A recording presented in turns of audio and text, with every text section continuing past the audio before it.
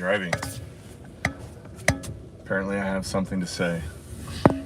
Something must be on my mind if I click the live stream button.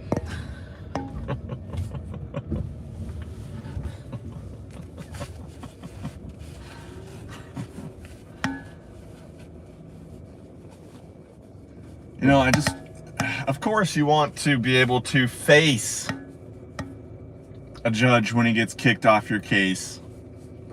And you want him to have to answer for what he did. And you want to rub it in his face why he got kicked off.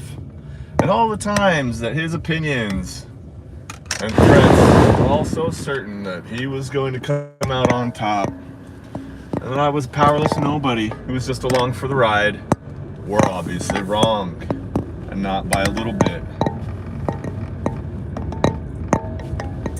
Let me move this. This is going to be banging on this all the time. So, here's what I would say if I had the opportunity, which they will never allow. There's a few things I would tell Sandcork here. There's a few things I want him to understand. See, I don't have to know or really care about how someone who does what he does for a living against innocent people, how they grew up, or what led to their career choices, or maybe they had parents in the field, or all of that has absolutely zero bearing on anything to do with this person as a human being, because they do not deserve the considerations and courtesies that we extend to fellow human beings. When someone, let's just hypothetically say, a no kidding predatory pedophile, right? Who has just ruined lives and raped children, like 4-year-olds, okay? Like the worst of the worst. Those are not human beings. I so claim it. They don't deserve to be treated like human beings.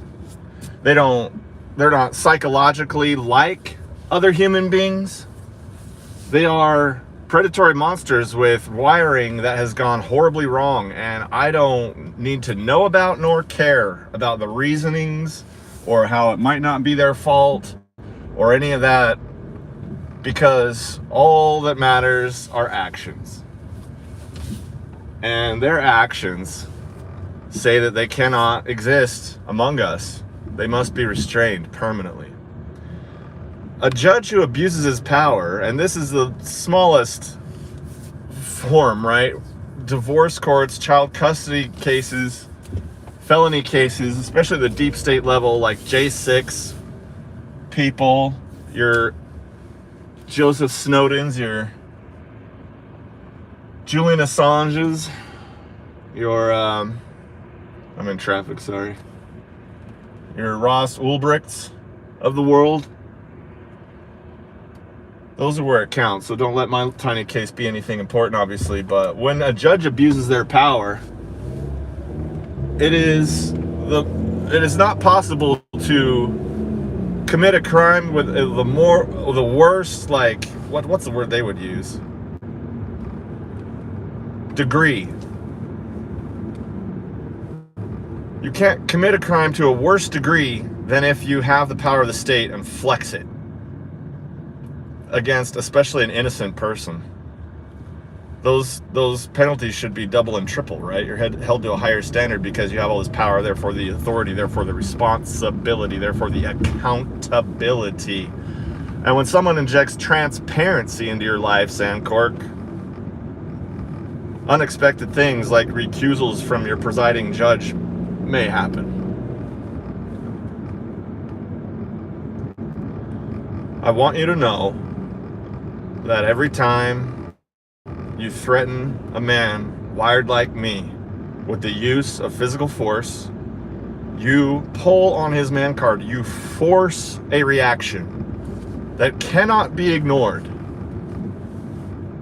You are directly responsible for anything those bailiffs do, up to and including the intentional infliction of sharp stabbing pains through the use of pressure points to elicit what will appear to be flailing resistance, which will justify a takedown to the ground, whereon commonly heads are hit with such force as to cause concussions at best and unconsciousness or worse, at worst, obviously.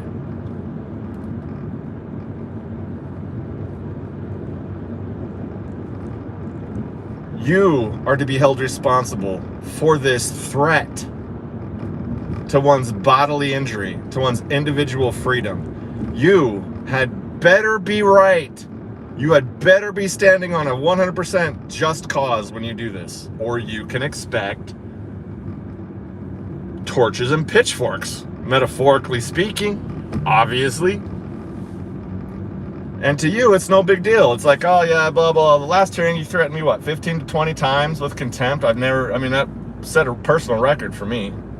I'm obviously proud of, and it probably beat second place by twice as much. To you, it's no big deal. It's just, you have to be quiet because I'm the judge. But here's what's really happening, see? Anybody who's ever been in an argument, whether it's with a sibling, a child, a parent, a romantic relationship, and you're having an argument, how would you feel about the situation if, one, you knew for a fact you're innocent, being accused of something you didn't do, and two, they had the power and used it to win and dominate every single argument or interaction you had, because they could threaten jail and cops and guns. You don't get to talk in this argument, only they get to talk. So they get to say whatever words they want, even if they're lies, and try and pass it off as the truth because they have threatened you into silence with violence. That's a tiny version of what it's like. They just win arguments with bailiffs. With me, they cannot allow me to speak. Sandcork knows this. So Sandcork, let me start speaking to you directly. We both know that every hearing you would come in. I even brought this up more than once. Predicted it, and you complied exactly with my prediction. You would be organized and prepared enough to have your agenda. You would have agenda items. I must get on this record and then get the hell off of it before he can do any real talking about his issues. And that's what you would do. You would force me, I was only allowed to talk about what you brought up to the table. And I could never bring up my own legally relevant issues on the table of abuses of power you were inflicting upon me, willfully, knowingly, maliciously, purposefully. Agreeing with Judge Engelmeyer that I should be arrested for a failure to appear when you know goddamn good and well I had appeared and I was there for an hour and 10 minutes at a quote-unquote trial that he purposefully scheduled right before your hearing, making this conflict happen in the first place. You complied with that arrest, knowing it was a false charge. I had appeared. I told him he could rule in my absence against me, and that I would take it up with appeal. That wasn't good enough for him. Oh no, I'm gonna have him arrested, force him to go through a biometric scanner so we can produce that creepy pedo picture, porno picture, I should say, because I don't like him, because I have all power here, and he's just gonna learn, just like everybody else. I mean, Sandcork, you and I both know what you do. We both know that you don't care. We both know that you're 100% okay with doing this for a paycheck as a career, and that you hope to become a more powerful judge with even more power and an even higher paycheck. The pension, the security, the protection from the government. You are above us all, above cops, above prosecutors. You are a judge. Untouchable. You even hold a sign outside a judge's house. You're staring at a possible federal charge.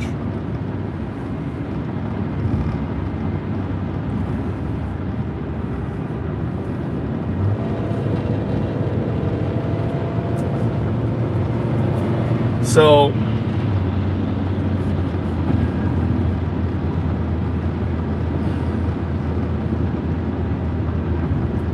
I just know that forever you'll remember this as when you couldn't win. You didn't win.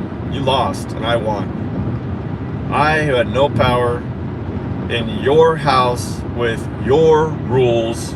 I get disarmed before I even go in. I've got nobody attending these hearings with me.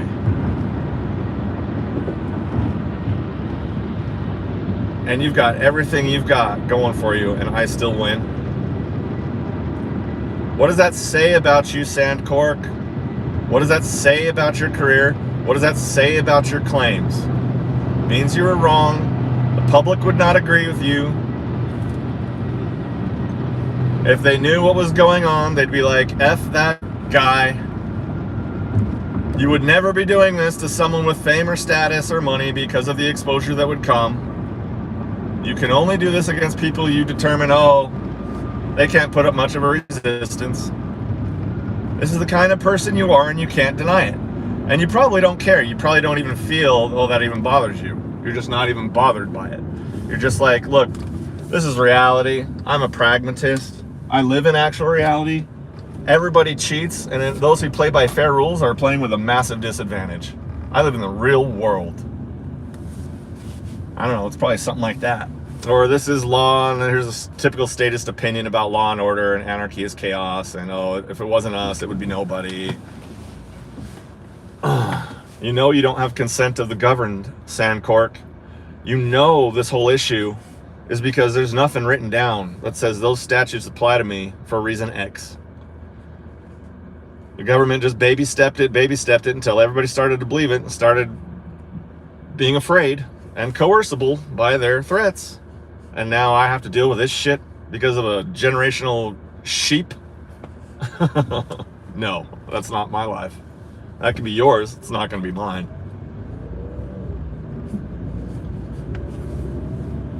You are an evil man. You are a legalized criminal who deserves to be considered a convicted felon who does years in prison. If there was actual justice, that is what would happen. You are what the Founding Fathers warned us about.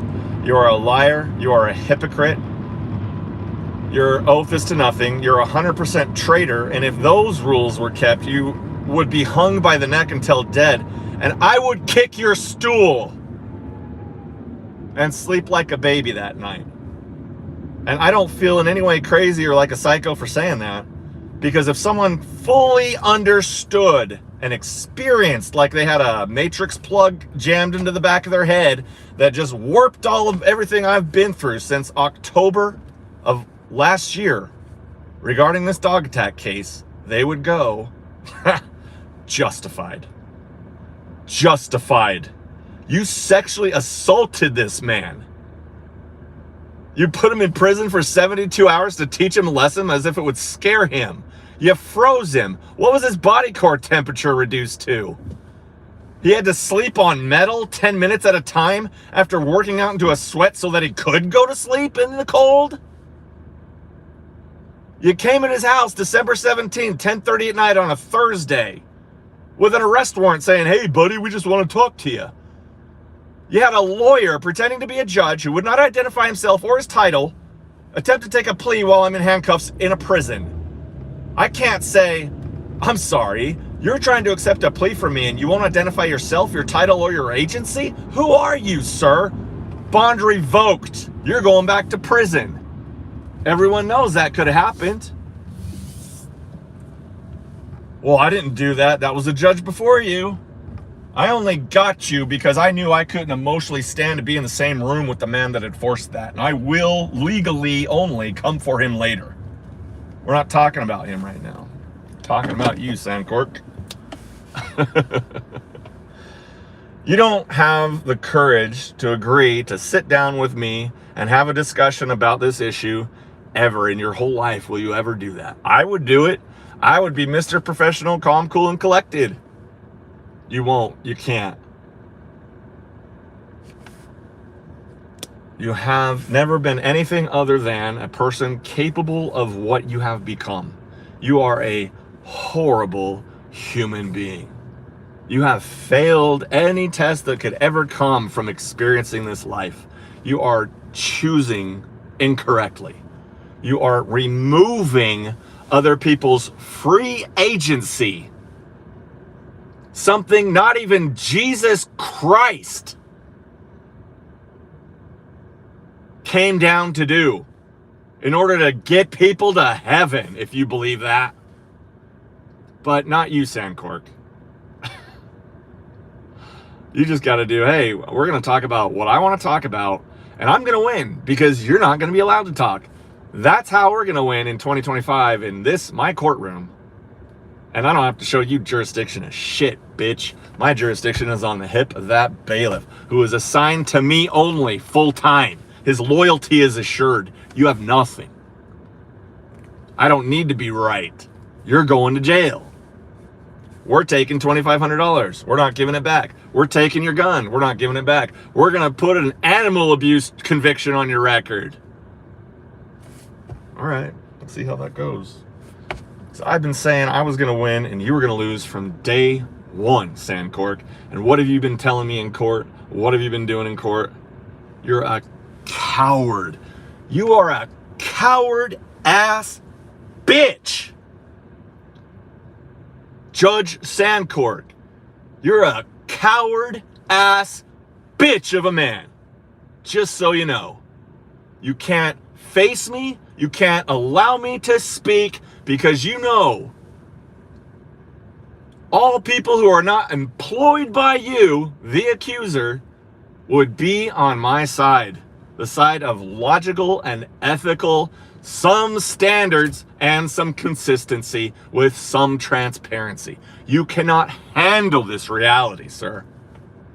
You cannot function in a civilization that you cannot predate upon.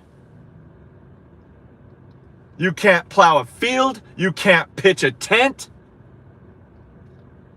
You can't hunt. You can't care for. The only thing you can do is predate and be a parasite, paid by legal extortion. You are a garbage piece of shit human being. And you will never accept to sit at the same table with me. You are not worthy of sitting at the table of any human being who has the most remote basic standards of ethics and ethical obligations. Those things called principles, those attempts we make to transcend our animalistic nature and innate instincts of violence. Not you. Earning an honest living through voluntary interactions, is beyond your skill level. You can't start and own a business. You can't provide a service. You can't make anything that someone else wants to buy with their hard-earned money.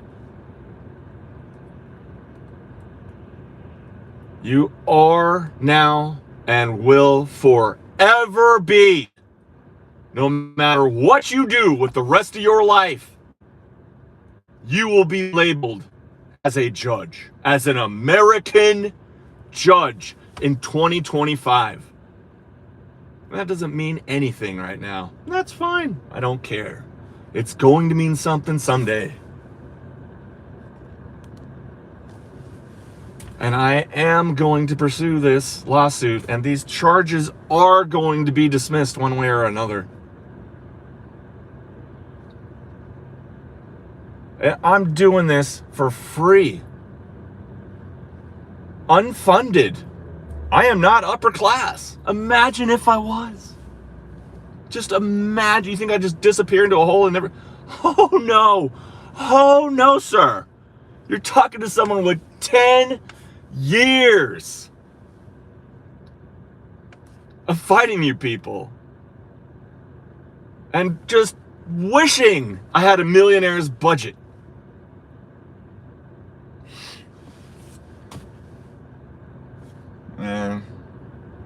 I will do shit that is legal, that you will never ever see coming, that will destroy, annihilate your image permanently, by name.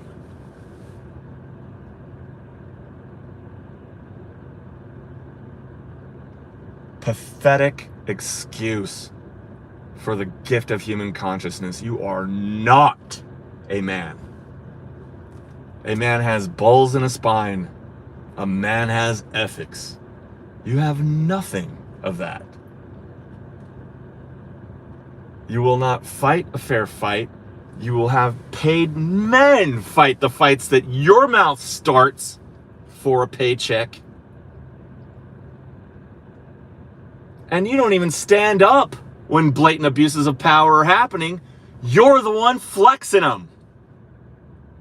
Shamelessly. And I can't tell you enough how hilarious I find it. Your existence is a joke.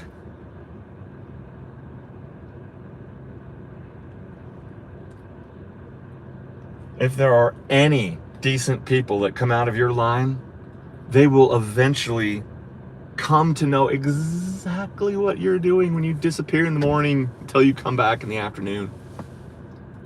They'll know.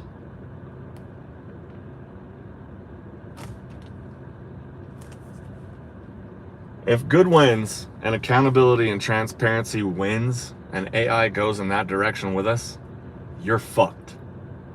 And I am part of the source that will make sure you get fucked real good.